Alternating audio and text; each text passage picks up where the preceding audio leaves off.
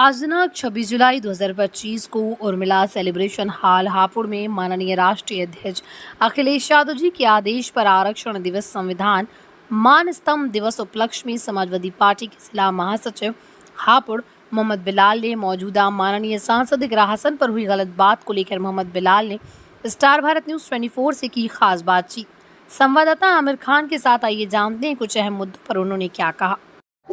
आज हम आपके साथ जानी मानी शख्सियत जनपद हापुड़ से बिलाल एडवोकेट जिला महासचिव से खास मुलाकात करने के लिए खास शख्सियत के लिए आपके सामने रूबरू हुए।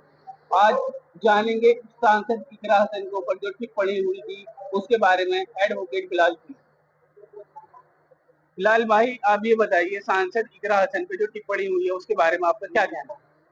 देखिए, सांसद इकरा हसन हमारी पार्टी की बड़ी नेता हैं और वो माननीय हैं, सांसद हैं और उस सदन की जो इस देश की सबसे बड़ी पंचायत है, जहां हमारे मोदी जी भी बैठते हैं, कानून मंत्री भी बैठते हैं और कानून बनाया जाता है।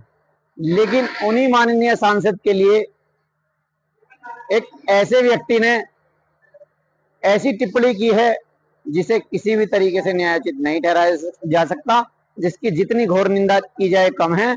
इस तरीके के लोग समाज में कानून के ऊपर अपने आप को समझते हैं, लेकिन कानून सबसे ऊपर है। ऐसे लोगों को मैं इस सरकार से कहना चाहूंगा, जो सरकार बहन बेटियों की इज्जत बचाने को लेकर अपने आप को जो है बताती है और हुंकार भरती है, बहन बेटियों को लेकर बेटी पढ़ाओ बेटी बचाओ का नारा देती है, उस सरकार से आज तक उस निकम्मे योगेंद्र राणा की गिरफ्तारी नहीं कराई गई है। और ऐसे लोगों को सड़क पर पीटना चाहिए जो किसी की बहन बेटी की इज्जत नहीं कर सकते हैं, जो एक माननीय सांसद का सम्मान नहीं कर सकते। वो आम बहन बेटियों पर क्या नजर रखते होंगे। बिलाल जी, जिस तरीके से योगेंद्र राणा के ऊपर FIR हुई है, कब तक उसकी गिरफ्तारी संभव है? देखिए, योगी जी कहते हैं कि अगर कोई किसी की बहन को छेड़ेगा, बेटी को छेड़ेगा तो अगले चौराहे पर उसे यमराज खड़े मिलेंगे। लेकिन इस मामले में योगी जी और उनकी सरकार का दोहरा रवैया है। 15 दिन होने जा रहे हैं इस वारदात को। इस तरीके के निकम्मे और घृणित कार्य जो योगेंद्र राणा ने किया है, लेकिन आज तक ये सरकार जो अगले चौराहे पर यमराज खड़े होने की बात करती है, अभी तक उसको कहीं दबिश नहीं दे पाई है और ना ही उसे कहीं गिरफ्तार कर पाई है। मैं प्रदेश के लोगों से भी ये कहना चाहूंगा कि ऐसे लोगों के विरुद्ध सरकार के खिलाफ बोलें और सरकार से कहें कि जल्द से जल्द गिरफ्तारी करके माननीय इकरा हसन जी की जो उनने मानहानि करी है, जो उनके चरित्र पर लांछन लगाने का प्रयास किया है, उसे सलाखों के पीछे होना चाहिए, जेल के अंदर होना चाहिए। इस पूरे मामले में प्रदेश के पूर्व मुख्यमंत्री अखिलेश यादव का क्या रवैया है? देखिए, माननीय अखिलेश यादव जी ने जब ये टिप्पणी उनके संज्ञान में आई, जो कर सकते थे, जो जहां जिन अधिकारियों को कह सकते थे उन्होंने कहा है, लेकिन फिर भी योगी सरकार संवेदनहीनता पे उतरी हुई है। संवेदनशील सरकार नहीं है बहन बेटियों के लिए। यदि बहन बेटियों के लिए संवेदनशीलता इनके अंदर जरा भी होती तो अब तक गिरफ्तारी करा दी गई। क्योंकि एक चर्चित नाम है महिला सांसद इकरा हसन जी का। अगर योगेंद्र राणा के खिलाफ कोई कार्रवाई नहीं हुई तो समाजवादी का अगला एक्शन क्या होगा? देखिए, ये मुद्दा मात्र समाजवादी से जुड़ा हुआ नहीं है। समाजवादी लोग हर महिला का, हर बहन बेटी का सम्मान करना जानते हैं, लेकिन ये सरकार अगर नहीं करेगी तो उसके लिए जो भी हमें राष्ट्रीय अध्यक्ष जी माननीय अखिलेश यादव जी से या पार्टी का जो भी दिशा निर्देश होंगे उनके अनुकूल चलेंगे। चाहे हमें धरना प्रदर्शन करने पड़े, चाहे हमें प्रत्येक जिले में अगर माननीय अध्यक्ष जी कहेंगे तो उसके लिए ज्ञापन भी देने के लिए हम जो है प्रशासन पर जोर लगाएंगे। आप उत्तर प्रदेश के अंदर महिला सुरक्षा को समाजवादी की तरफ से क्या संदेश देना चाहेंगे?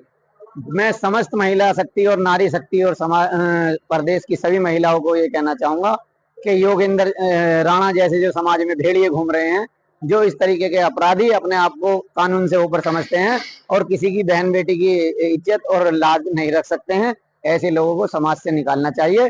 और जो लोग जहां भी वो योगेंद्र राणा दिखाई दे उसको पकड़वा कर थाने में दे देना चाहिए। बहुत बहुत शुक्रिया बिलाल जी, हमारे साथ थे। बिलाल जी, एक आखिरी सवाल होता आपसे। महिला सांसद इकरा हसन का जो ADM द्वारा सम्मान में उनके ठेस पहुंची है, उनके द्वारा बताया गया, उस पूरे विषय में भी आप क्या रोशनी डालना चाहेंगे? देखिए, जो जितने भी हमारे प्रशासनिक अधिकारी होते हैं समाज की सेवा के लिए होते हैं, पब्लिक की सेवा के लिए होते हैं और इन पर जिम्मा होता है पूरे जिले में इंतजाम करना और सभी को न्याय दिलाना। इसी न्याय दिलाने के लिए समाजवादी पार्टी की माननीय सांसद इकरा हसन जी एडीएम के कार्यालय में गई थी। एडीएम साहब महिला शक्ति और माननीय सांसद का कोई सम्मान नहीं कर पाए।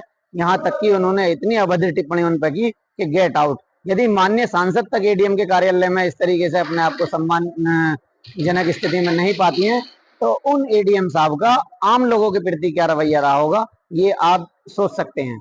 तो इसी बात का विरोध समाजवादी पार्टी करती आई है कि जितने भी ये प्रशासनिक अधिकारी हैं, अगर ये सरकार के कहीं ना कहीं संरक्षण में इस तरीके के समाजवादी पार्टी के सांसदों और महिलाओं के साथ जो है अभद्रता करने का जो काम कर रहे हैं, उसका समाजवादी पार्टी विरोध करती है। और ऐसे एडीएम को जो माननीय सांसद जो कि पार्लियामेंट में रहते हैं और पूरे हिंदुस्तान के लिए कानून बनाने पर चर्चा करते हैं, यदि उन्हें भी प्रशासनिक कार्यालयों से गेट आउट कह के भगाया जाएगा तो आम लोगों की हैसियत नहीं है जो वो डीएम या एडीएम या एसपी के कार्यालय में जाकर अपनी बात कहना मैं अपने आप को सुरक्षित महसूस करूंगा। आपसे एक सवाल और करना चाहेंगे, ये जो आज प्रोग्राम हुआ था, इस प्रोग्राम पे भी कुछ देखिए, आज जो प्रोग्राम हुआ था इसके लिए आपको जो है माननीय राष्ट्रीय अध्यक्ष अखिलेश यादव जी का सभी लोगों को जो है धन्यवाद देना चाहिए, क्योंकि उन्होंने 1902 में छत्रपति साहू जी महाराज ने एक आरक्षण चलाया था अपने कोल्हापुर में।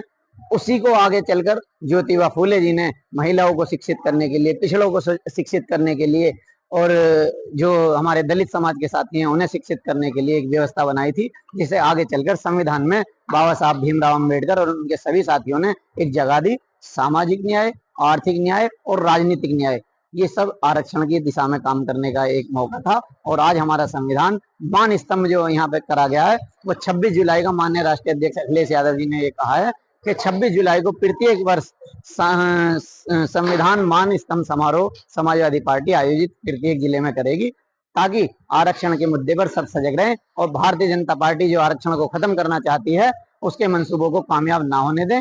इसीलिए मैं समाजवादी पार्टी के राष्ट्रीय अध्यक्ष अखिलेश यादव जी का बहुत शुक्रगुजार हूँ। और यही आरक्षण जो हटाना चाहती है बीजेपी, इसी पे इनकी सरकार इतनी कमजोर हो गई है सेंटर में, और आने वाले समय में 27 में समाजवादी पार्टी पूर्ण बहुमत के साथ उत्तर प्रदेश में सरकार बनाने जा रही है। 2027 को लेकर जो आप रोशनी डाल रहे हैं प्रदेश में या पूरे प्रदेश के अंदर, हर कार्यकर्ता, हर मंत्री, जिला अध्यक्ष किस तरीके से पूरी तैयारी है 2027 को लेकर? 2027 के लिए माननीय राष्ट्रीय अध्यक्ष अखिलेश यादव जी का आदेश हो गया है। सब कार्यकर्ता जमीन पर उतरकर पुराने समाजवादियों को सबको साथ लेकर, और जितने भी भाजपा विरोधी लोग हैं उन्हें सब साथ लेकर, और जो आरक्षण विरोधी हैं ये भारतीय जनता पार्टी, इन्हें हटाने के लिए सभी समाजवादी पार्टी कार्यकर्ता कमर कस चुके हैं और जमीन पर उतरे हुए हैं और प्रत्येक बूथ पर मजबूत हैं।